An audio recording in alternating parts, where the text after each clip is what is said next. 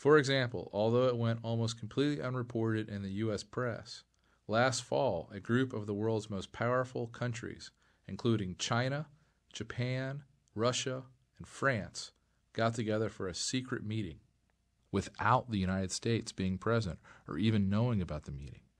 Veteran Middle East reporter Robert Fisk reported on this event in Britain's independent newspaper. In the most profound financial change in recent Middle East history, Gulf Arabs are planning, along with China, Russia, Japan, and France, to end dollar dealings for oil, moving instead to a basket of currencies, including the Japanese yen, Chinese yuan, the euro, gold, and a new unified currency planned for the nations in the Gulf Cooperation Council, including Saudi Arabia, Abu Dhabi, Kuwait, and Qatar. Fisk also interviewed a Chinese banker who said this: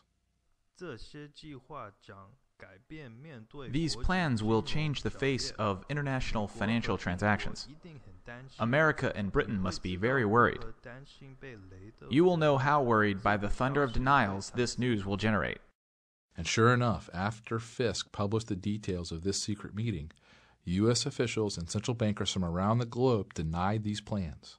But as the old central banking adage goes, how do you know exactly when a currency will be devalued? The answer? Right after the head of the central bank goes on television to adamantly deny any such transaction will occur. And guess who just went public in recent weeks with a statement about how the U.S. will not devalue its currency? You guessed it, the U.S. Treasury Secretary Tim Geithner. You see, the last thing a central banker wants to do in the midst of a devaluation is to give people a warning before he can devalue. So they have to deny. After the announcement is made, it's too late for citizens and investors to get out. Like I said, what's incredible is that this story of a secret meeting among most of the major powers besides the U.S. was greatly underreported in the American press. But you know what? The way I see it, it's much more telling to look at actions rather than government press releases. For example, here is what is happening right now in the real world. When you read these facts, I think you'll agree with me that the U.S. dollar's days are numbered as far as remaining the world's reserve currency. China is getting out of the dollar. Zhuang Sui, a former vice chairman of the Standing Committee, said that China is going to stop putting so much money into U.S. dollars and will instead look to the Japanese yen and the euro. China holds more U.S. dollars than anyone else on the planet, but China is getting out of the U.S. dollar as fast as they can without crashing their own economy. Look at this chart. It shows that China's holdings of U.S. dollars peaked in 2009, but China is unloading as many dollars as they can as quickly as possible. This is just one sign of the end of the U.S. dollar standard. There are many more, like this one. As I'm sure you are aware, for years the U.S. dollar has been accepted almost universally around the globe. Heck, many times when I've traveled, I never even bothered to convert to the local currency because I knew everyone would take my dollars. Well, that's simply not the case anymore. HSBC, one of the largest banks in Mexico, no longer allows you to deposit U.S. dollars into their banks. They've done this on the heels of money laundering allegations, but we suspect they also simply don't want to be stuck with tons of U.S. dollars as the currency continues to decline. This move would have been unimaginable 10 years ago, that a big bank in Mexico would no longer accept U.S. dollars for deposit. But today, it's the harsh reality. And Mexico is not the only place this is occurring. Reuters reports that the same thing has happened in 2008 in one of Europe's most popular tourist spots. Currency exchange outlets in Amsterdam have been reportedly turning away customers who want to exchange their U.S. dollars for euros. As one traveling American tourist, Mary Kelly from Indianapolis, Indiana, told the Reuters news agency while standing in front of the Anne Frank House. Our dollar is worth maybe zero over here. It's hard to find a place to exchange. We have to go downtown to the central station or post office. In India, the country's tourism minister said in 2008 the U.S. dollars will no longer be accepted at the country's heritage tourist sites like the Taj Mahal. And the U.S. dollar is no longer good anywhere in Cuba. The New York Times reports that now many shops in China no longer accept dollar-based credit cards issued by foreign banks, and foreigners cannot convert American dollars into renminbi beyond a given quota. Iran, of course, has already moved all of its reserves out of U.S. dollars, and Kuwait depegged its currency from the dollar a few years ago. Bloomberg News recently reported that China and Russia plan to start trading in each other's currencies to diminish the dollar's role in global trade. Banu Bawaja of UBS Bank said, given the risk to the dollar and U.S. assets from their fiscal position, they want to reduce their dependency on the dollar as an invoicing currency. It's even happening here in the USA. Most Americans don't know that some states in the Midwest are already using alternative currencies. An NBC News affiliate in Michigan reports that new types of money are popping up across mid-Michigan, and supporters say it's not counterfeit, but rather a competing currency. Right now, for example, you can buy a meal or visit a chiropractor without using actual U.S. legal tender. What most Americans don't realize is that this is all totally legal. The U.S. Treasury Department website says that, according to the Coinage Act of 1965, there is no federal statute mandating that a private business, a person, or an organization must accept currency or coins for payment for goods and or services. I saw one report that says there are now 150 of these alternative local U.S. currencies being accepted around the country. USA Today reports that the largest of these local currencies is a currency called Berkshires, which are being used in the Berkshire region of western Massachusetts. According to the paper, since its start in 2006, the system, the largest of its kind in the country, has circulated $2.3 million worth of Berkshires. And even in places that do not yet have local currencies, store owners may now actually prefer foreign currencies rather than U.S. dollars. In Washington, D.C., just 25 miles from my office, some stores have begun accepting euros. Of course, the euro isn't much more stable than the dollar right now. But my point is that most people don't understand that there is no federal requirement in the United States for a private store to accept dollars for non-debt transactions. You see, no matter what the government decides, stores and businesses will accept whatever they believe is a strong currency. As Texas Representative Ron Paul wrote recently, if you walk into a 7-Eleven to buy a soda, the clerk doesn't have to accept your dollars. He could demand euros, silver, or copper. But because legal tender laws backing the dollar have caused the dollar to drive other currencies out of circulation, right now it's easier for stores to accept dollars. Well, all that is quickly changing. Many places in Texas now accept Mexican pesos for payment. Euros accepted signs, like this one, are popping up in, of all places, Manhattan. And not only Manhattan, but in New York's favorite summer playground, the Hamptons. There, an art gallery assistant was quoted by "the real deal." I wouldn't want to discourage a sale in any way because of a currency issue. It's not just small stores that are accepting other methods of payment besides U.S. dollars. The Chicago Mercantile Exchange, the world's largest futures and commodities exchange board, now accepts gold to settle futures contracts. Until recently, the exchange typically only accepted U.S. Treasuries and bonds as payment. These guys obviously see the writing on the wall. This would have been unthinkable 10 years ago, but today it's a reality, and this trend is going to keep moving incredibly fast. That's why the smartest investors are taking action.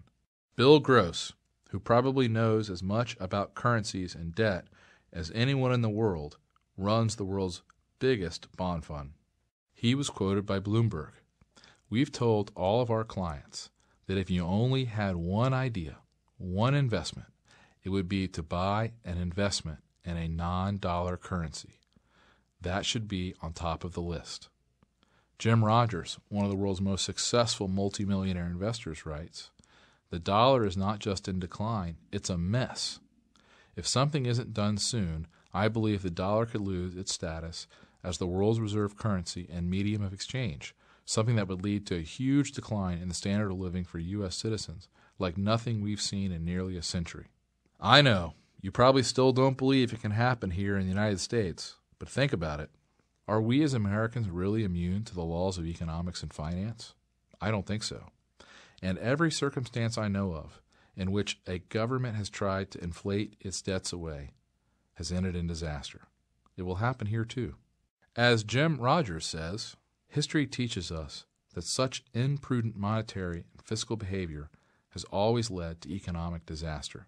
This is why World Bank President Robert Zoellick, in a speech at the School for Advanced International Studies at Johns Hopkins University, recently said, "The United States would be mistaken to take for granted the dollar's place as the world's predominant reserve currency.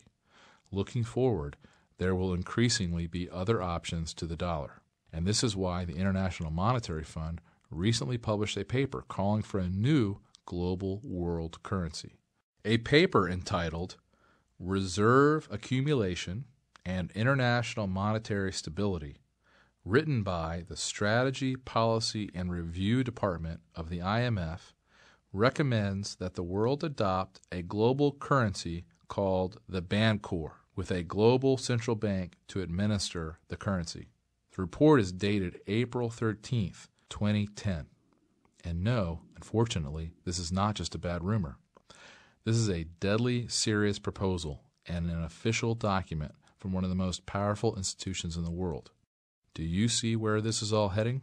As Brazilian economist and strategist Ricardo Amaral wrote recently, the U.S. dollar served its purpose since the end of World War II and became the major foreign exchange reserve currency.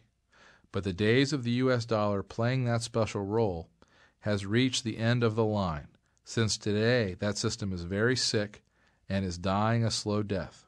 Mr. Amaral added that we will soon see the major collapse of the U.S. dollar, creating the biggest international monetary crisis the world has ever seen. This is why gold and silver prices are soaring. It's not a matter of if the U.S. dollar will lose its status as the world's reserve currency. It's simply a matter of when. Investors know there are serious problems with the U.S. dollar, so they are fleeing to precious metals, which have historically been very reliable when a country has major currency problems. It's not hard to see why people are no longer accepting U.S. dollars, why many foreign countries are pushing for a new world reserve currency. The good news is, no matter what happens, I found several ways for you to protect your savings, and you could potentially even make 3 to 5 times your money over the next few years. I'll show you exactly what to do in a moment. But first, let me explain why the collapse of the dollar as the world's reserve currency could happen much sooner than most people expect. I know many of my friends, colleagues, and family members are still in serious denial. In the world of psychology, they call this the normalcy bias. You see, the normalcy bias actually refers to our natural reactions when facing a crisis. The normalcy bias causes smart people to underestimate the possibility of a disaster and its effects. In short, people believe that since something has never happened before, it never will. We are all guilty of it. It's just human nature. The normalcy bias also makes people unable to deal with a disaster once it has occurred. Basically, people have a really hard time preparing for and dealing with something they have never experienced. The normalcy bias often results in unnecessary deaths in disaster situations. For example, think about the Jewish populations of World War II. As Barton Biggs reports in his book, Wealth, War, and Wisdom, by the end of 1935, 100,000 Jews had left Germany, but 450,000 still remained. Wealthy Jewish families kept thinking and hoping that the worst was over. Many of the German Jews, brilliant, cultured, and cosmopolitan as they were too complacent. They had been in Germany so long and were so well established, they simply couldn't believe there was going to be a crisis that would endanger them. They were too comfortable. They believed that Nazis' anti-Semitism was an episodic event and that Hitler's bark was worse than his bite. They reacted sluggishly to the rise of Hitler for completely understandable but tragically erroneous reasons. Events moved much faster than they could imagine. This is one of the most tragic examples of the devastating effects of the normalcy bias the world has ever seen. Just think about what was going on at the time. Jews were arrested, beaten, taxed, robbed, and jailed for no reason other than the fact that they practiced a particular religion.